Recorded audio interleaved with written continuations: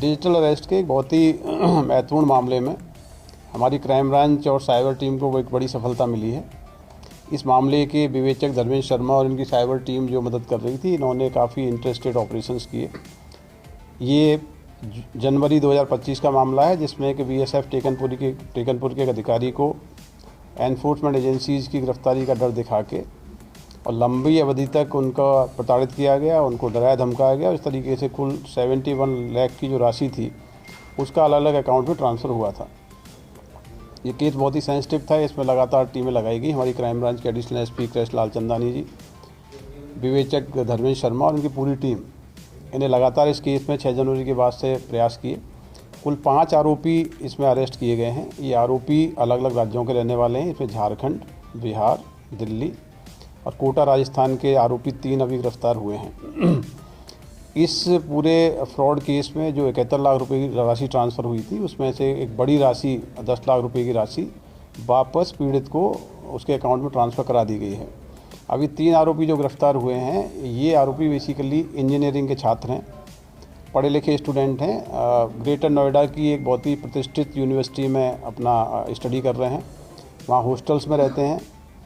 और ये टेलीग्राम जो एप्लीकेशन है उसके ज़रिए कुछ लोगों के संपर्क में आए और इनको कहा गया है कि फ्रॉड की जो राशियाँ आती हैं उसमें अपने अकाउंट्स में यूज़ करने दीजिए और उसका आपको 6% का उसका कमीशन मिलेगा। टेलीग्राम एप्लीकेशन में जिन लोगों से इनके संपर्क हुए, उन्होंने अपनी आइडेंटिटी चाइनीज़ नेशनल के रूप में बताई और कम्युनिकेशन भी उन्होंने उसी भाषा में किया, जिसको इन्होंने ट्रांसलेट भी किया है। इनके अकाउंट में जो हमारा विक्टिम था टेकनपुर एकेडमी का, उसकी जो फ्रॉडुलेंट की राशि थी, वो राशि इनके अकाउंट में ट्रांसफ़र हुई। बाद में उस राशि को इन्होंने US डॉलर में ट्रांसफ़र करके जो इनके जो दूसरे जो लिंकेजेस थे उनमें ट्रांसफ़र किया गया।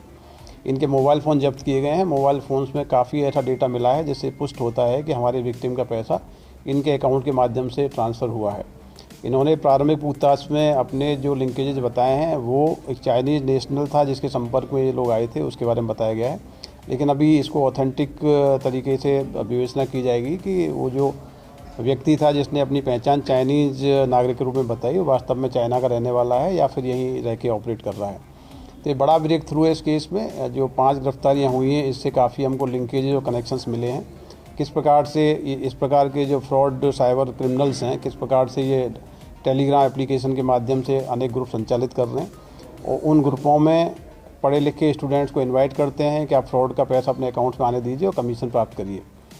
तो ये एक इम्पोर्टेंट ब्रेक थ्रू है। इसमें फर्दर इन्वेस्टिगेशंस में और भी लोग सामने आएंगे, क्योंकि पूरी फ्रॉड की राशि कई सारे अकाउंट्स में ट्रांसफ़र हुई है और एक ही अकाउंट के इन्वेस्टिगेशन में बहुत सारे चैनल्स पता लगते हैं। तो इसलिए मुझे लगता है बहुत ही लंबी इन्वेस्टिगेशन है, इंटरस्टेट लिंकेजेस सामने आ रहे हैं।